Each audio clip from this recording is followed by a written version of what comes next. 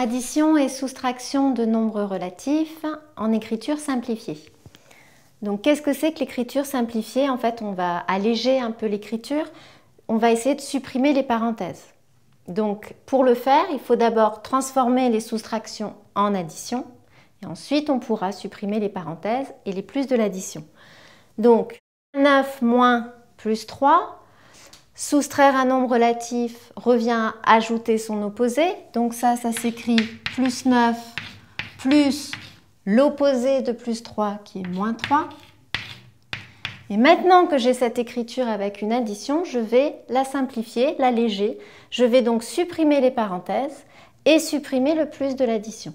Ce qui donne plus 9 moins 3. Donc, quand on lit plus 9 moins 3, il faut bien comprendre que c'est la somme des nombres relatifs plus 9 et moins 3. Pour effectuer l'addition, soit je me souviens de la règle, ce sont deux nombres de signes contraires, donc je garde le signe de celui qui a la plus grande distance à 0, c'est lui, je garde le signe plus, je fais la différence des distances à 0, la plus grande moins la plus petite, 9 moins 3, 6, donc ça me donne plus 6. Ou alors l'ascenseur, je monte de 9 étages, puis je descends de 3, j'arrive donc à l'étage plus, je suis toujours dans les étages, je ne suis pas dans les sous-sols, donc plus 9 moins 3 qui fait 6. Donc je suis au plus 6 que je peux aussi écrire tout simplement 6. Autre exemple, moins 5 moins 2, même chose, je garde le premier nombre, au lieu de soustraire, j'ajoute. Mais attention, à ce moment-là, je change le nombre suivant en son opposé. L'opposé de moins 2 est plus 2. J'allège l'écriture, donc je supprime le plus de l'addition et les parenthèses. Il me reste moins 5 plus 2. Il faut lire la somme de moins 5 et de plus 2. Ils sont signes contraires, la plus grande distance à 0, c'est la sienne, donc je garde le signe moins. 5 moins 2 fait 3, donc moins 3. Si je descends de 5 étages, je suis au 5e sous-sol. Je remonte de 2 étages, je me retrouve au 3e sous-sol, donc au moins 3. Alors, une étape supplémentaire maintenant, si on demande des sommes algébriques, c'est-à-dire on va ajouter et soustraire plusieurs nombres relatifs, pas simplement 2.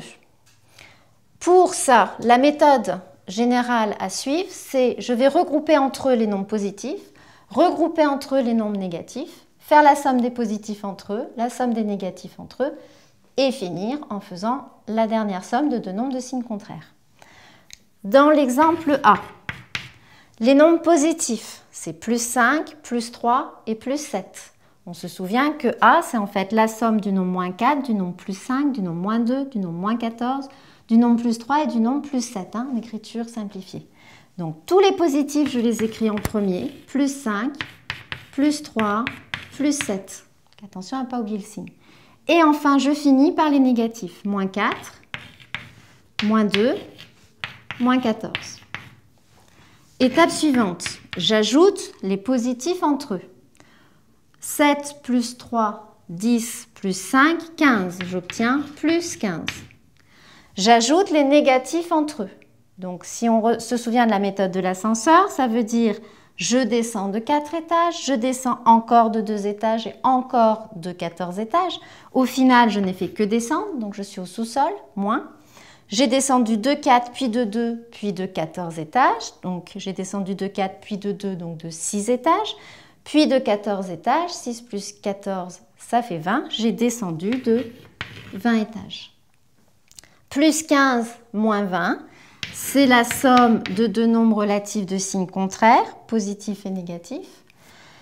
Je peux dire que je suis montée de 15 étages, puis descendue de 20 étages. Je suis plus descendue que je ne suis montée, donc mon résultat est négatif, je suis dans les sous-sols.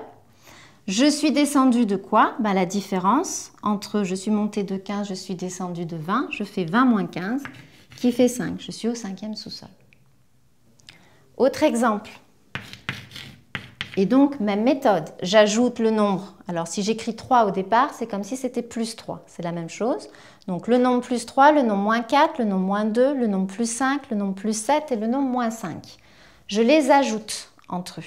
Je vais donc, on a dit, regrouper les positifs. Celui-là est positif, s'il n'a pas de signe. Plus 3, plus 5, plus 7.